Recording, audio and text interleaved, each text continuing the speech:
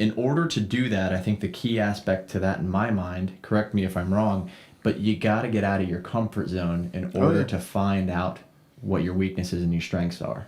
For sure. And I think, what I've learned is that a lot of anxiety and what maybe we'll call perceived weaknesses is actually in your own head. It's not, it doesn't actually really exist. That's such a good point. That's exactly right. I love that. Yeah. So 100%. I think it's Mark Twain has this analogy that if you, or metaphor basically, if you eat a frog in the morning, nothing else bad will happen to you the rest of the day. Right. And so eat the frog first. Yeah. So I actually, one of our project managers, I bought him a frog keychain.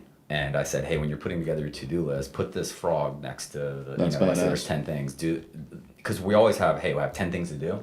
These 3 I don't want to do. So you end up doing them last. And so if you think about that during the course of a day, now you're thinking about it for 6-7 hours.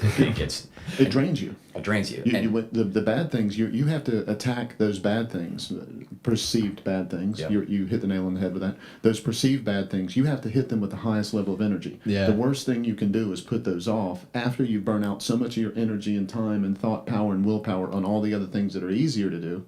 And then you try to go to those at the end of the day, and it ends up being a disaster. And what I've learned is that 90% of the time, they're never as bad as you thought they were. Yep. And even if they are, you kind of already thought it anyway. So what's the big deal? That's and there's ways to turn them into fun, and that's why I always preach to any realtor out there is get your prospecting done in the morning straight away. So do your 2 hours of prospecting, whatever that looks like to you. Right. But that's the dirty work, and then you can have the rest of your day to do what you need to do. Look at your day differently. Yeah. Tackle it differently. So we've interrupted like 90 times. You're 19 still in this story. Yeah, right? Sorry, that's right. So I'm a little older than that now. Let's step Joe is 66 today. Congratulations. Oh man, obviously I'm hitting 40 in July, so over the hill, right? So at 19, so graduated from University of San Diego, did the little surf trip that I told you about, and then came back and went to grad school got my MBA at University of Tampa with an emphasis in entrepreneurship. Nice. So that was I think I finished right around 23. So it was December of when I was 23 years old. We started the business 6 months. I still had 6 months left of school.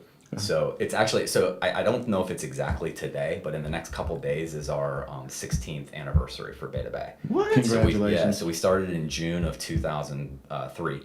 And Beta Bay Properties is kind of an interesting story as well in terms of the name. I love this part. I was really hoping you would tell me this. Yeah. So when I lived out in San Diego, there's, you've got Mission Bay, which is right by SeaWorld, and there's San Diego Bay, which is where all the, the Navy ships and all that kind of stuff come in. So, and then we were from Tampa Bay, right? So it was like, it's San Diego Bay, Mission Bay was where I lived. And then I was like, Beta Bay. And at that time, we were flipping a few properties and doing that kind of thing as well. And we'll say, we'll just say properties. And I guess in a naivety moment, we're sitting there saying, we'll take over basically all of I-10 from San Diego to Tampa. So that's where Beta Bay and then the properties came from. I actually tried to change the name to Beta Bay Construction about 6 or 7 years ago.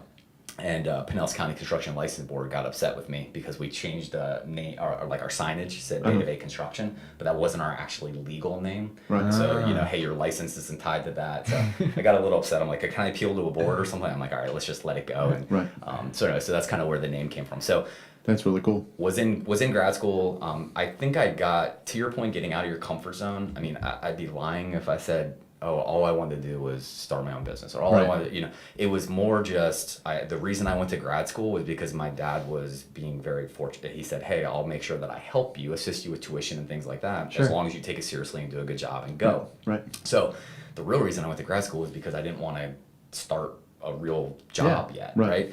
And then the reason that we even started Beta Bay was, I can remember it like it was yesterday. The teacher was teaching us what's the difference between an LLC and an S Corp. And then I go to Jerome, who's one of our business partners, and I said, hey man, I just learned how to start an LLC. You just have to go online, do these kind of things. I go, you want to call it Beta Bay? And let's do it. So again, I want to point out that it wasn't as intentional as I am now, and it just kind of worked out a little bit. And again, you have to remember back then, we started doing some remodels, kitchens, so that I remember my tax return that first year was like $7,900. Right. Yeah. So again, I was fortunate because I didn't have a family at that time, and so there weren't expenses that I was dealing with. or large expenses. Right. So anyway, so from that standpoint, that's kind of like the germination and how we kind of came about. So who's the we? So you mentioned Jerome, right? Yeah, So so who's the we? Jerome was our business partner. So him and I started the business when we were both 23 years old. We're a month apart. I met him in high school and I've known John since high school as well. He was a couple years older than me, but he said, "Hey, I've got this opportunity to do a Dollar General over on the east coast of Florida." Wow. And we're like, well, I don't know how to do something that far away. Who would run the project? How do we get a superintendent? That kind of thing. So that kind of came together, and that was when we really started doing more commercial work. So are you 100% commercial now?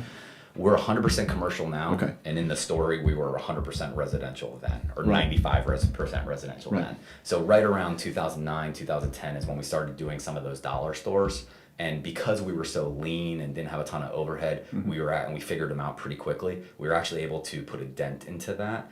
And regarding Family Dollar in particular, one thing that I would say about them is that the fact that we didn't have, we weren't those guys that said, oh, we did this back for the last 20 years, I've been doing it like that. And we just kind of, because Family Dollar had some certain criteria that they wanted in terms of how to run projects and how to get paid properly in that. And so we kind of just conformed to what they wanted as opposed to trying to sell them on this is how we do it. And so that was really, and then we built probably 40, 50, 60 of those dollar stores. And so that was really kind of what got us through into the 2011, 2012, and then it just kind of grew from there. So what stuck out to me right there was the value process, and a lot of people, even successful companies, get in their own way about spouting about how they've gotten there and what their model is. But what you did is you listened to the client and curtailed everything to the client.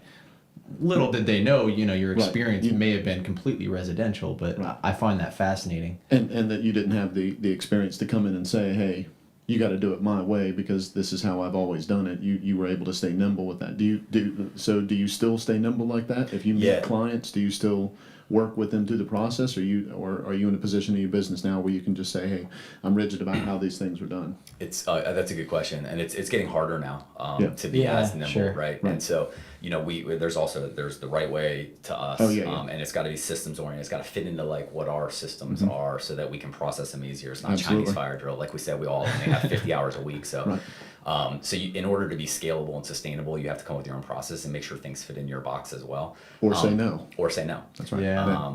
But at the same time, I think from a reasonableness standpoint, every client wants something a little bit different, right? And so you can try to fight them on that, or you can just, what we try to do is we try to understand the game book before we're engaged. And then we can make a good decision whether to say no or yes. Right. And so, there's lots of situations I could point to, especially in the last couple of years, that people have tried to engage us in certain things, and we've gotten really good at asking good questions, right?